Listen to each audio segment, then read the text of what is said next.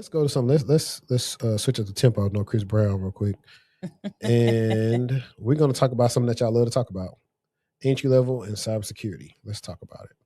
Security was never meant to be entry level is an argument that I constantly hear all the time, and people are right, but for the wrong reason. The reason should not be you need to go pay your dues at help desk, although that is a great IT role to start in. So my sources include a SANS survey of around 900 global respondents. 56% of those people come from North America, which include hiring managers, leadership, and HR, the people that are looking at your resume. The second source is my personal experience working in the field. So reason one is always about money. Companies don't want to have to pay you to have the basic IT knowledge before you secure something. In reality, training costs money. They just want you to come in with the knowledge. One of the biggest hiring struggles they mentioned in the report is they struggle to hire senior, mid-level, and expert talent. So they're not fighting over the smartest junior. This unfortunately creates a problem that SANS calls the career progression problem. So what happens when your senior level wants to retire? And they will. So second reason is AI takes over monotonous work. For example, a junior inputting an IP into VirusTotal, I would call it automation, or analyzing a phishing email. Now we might just throw that work into AI, where they've seen thousands of juniors do it. But this also creates a secondary problem to this, where we have a junior that was learning the ropes by doing this type of monotonous work, and now you can't develop the logic needed to progress. And my third reason is cybersecurity. Honestly, I feel like it's a marketing term. People have been doing this before it was even called cybersecurity, which is why so many people come from various IT backgrounds. And 20 years from now, it'll probably be called something else.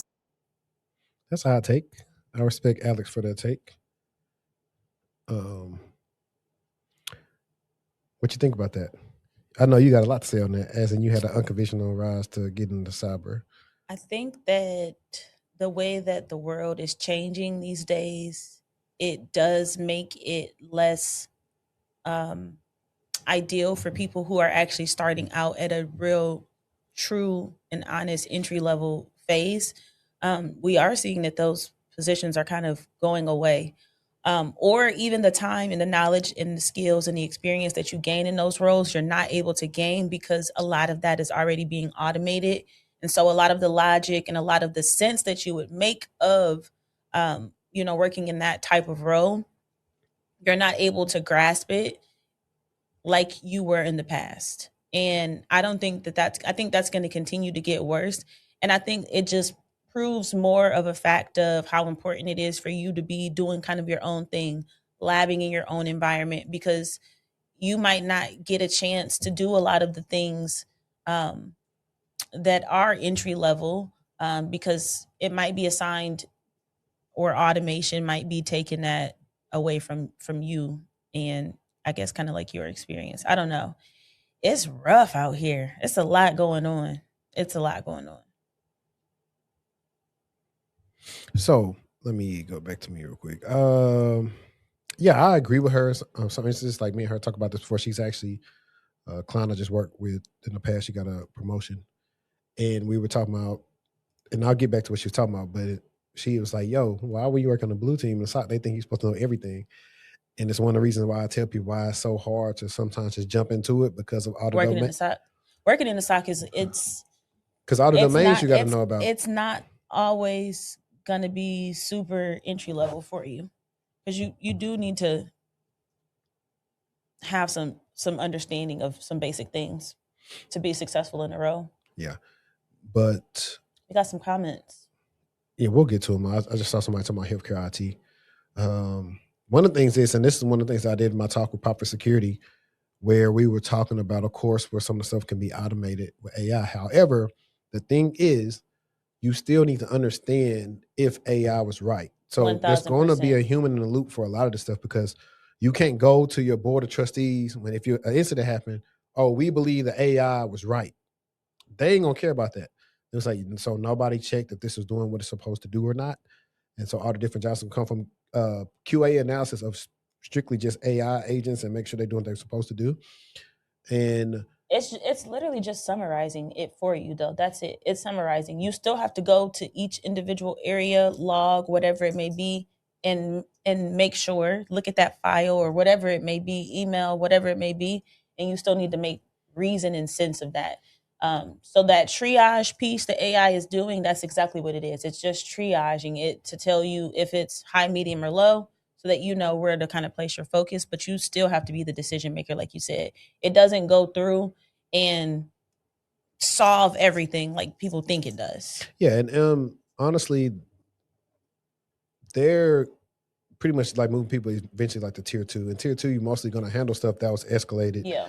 And so the AI probably escalates something, and then that's when you're going to make sure it did what it was supposed to. Because a lot of stuff, I don't know if these agents are going to be. And you have to give the agent feedback. Yeah. Because they're not always right.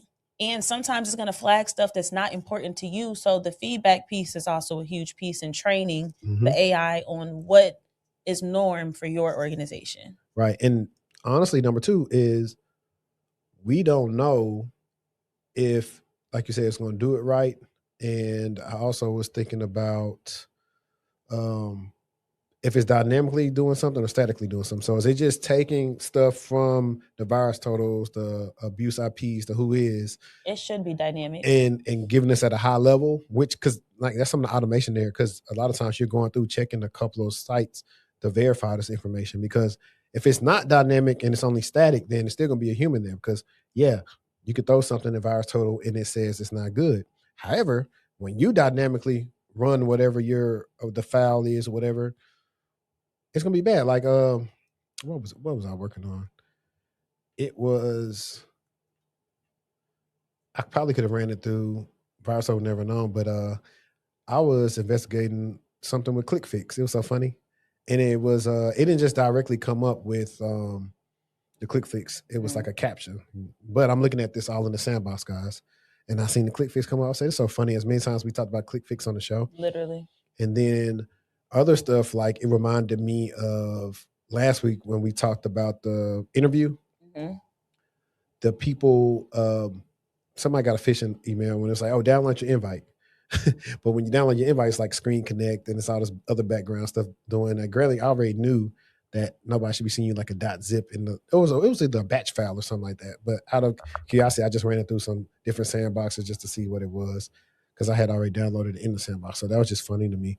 But you're still going to have to know that stuff. Yeah. You can't rely on it because you're going to have to explain it. And I think that's also too why a lot of the times companies will try to sell you their full suite and stack, because everything that a company makes should be able to work together to give you the best insights on what happened in this incident. So for example, if you're a Microsoft house or you are a AWS house, all of the connections and all of the tools that you're using to that regard, if your environment is disconnected, what I'm trying to say is if your environment is disconnected, meaning you have a bunch of different vendors in your environment, all of those tools might not be able to communicate in the same way that they would if you were just using one vendor.